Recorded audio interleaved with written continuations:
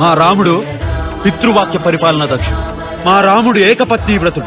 మా రాముడు అన్నదమ్ములకు ఆదర్శప్రాయుడు. మా రాముడు సర్వమానవ సౌభ్రాతృత్వాన్ని సాధించి చూపించిన సాటిలేని సర్వసర్వం సహా చక్రవర్తి.